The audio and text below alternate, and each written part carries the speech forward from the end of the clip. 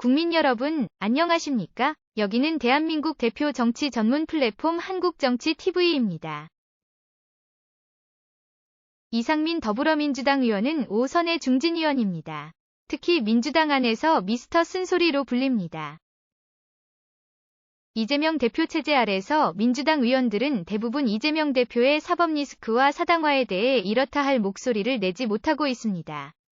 그러나 이상민 의원은 이재명 대표에 대한 비판을 서슴지 않고 있습니다. 지금도 이상민 의원은 대선 패배의 책임은 전적으로 이재명 후보에게 있다. 민주당은 괴물과 좀비들이 가득 찬 소굴이다. 이재명 대표가 물러나야 민주당이 살 수 있다. 등 당 주류와 다른 의견을 내놓고 있습니다. 이런 이상민 의원이 최근 조선일보와 인터뷰를 했습니다.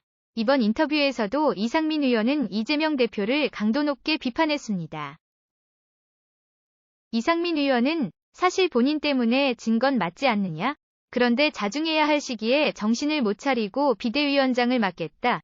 인천계양 보궐선거에 나가겠다 하는 걸 보니 말을 안 할 수 없었다고 밝혔습니다. 민주당에는 이재명 외에 대안이 없다. 는 지적에 대해 이상민 의원은 민주당의 의석이 얼마나 많은데 이재명밖에 사람이 없겠느냐고 지적했습니다.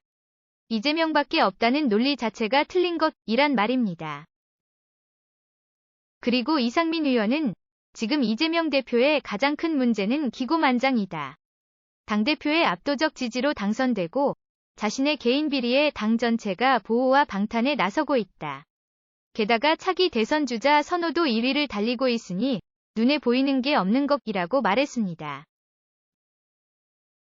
이상민 의원은 이재명 대표에 대해서 맨날 정치 탄압 얘기할 게 아니라 국민들에게 잘 보일 수 있는 정치개혁이라는 방법이 있는데도 자신만의 세계에 빠져 있는 것이 아닌가, 그런 아쉬움이 있다고 했습니다.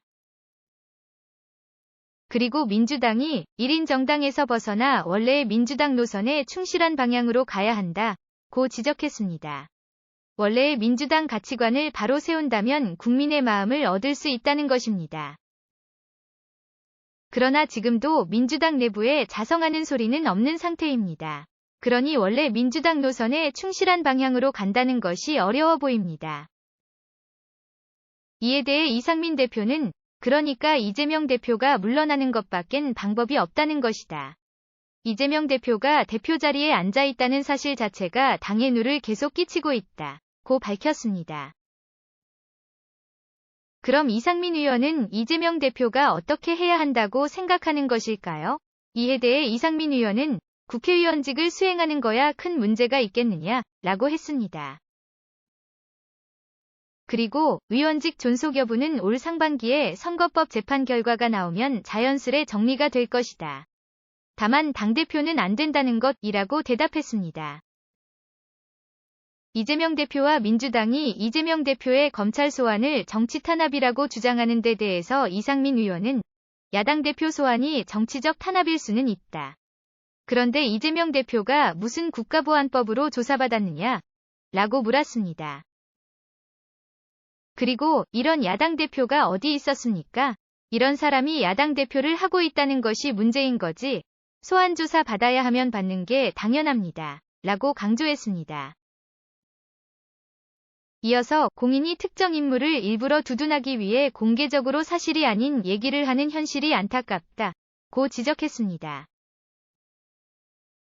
그러면서 이상민 의원은 완전한 해법이라고 볼 순 없지만 독과점적인 양대 정당 체제에서 벗어나는 게 최우선입니다.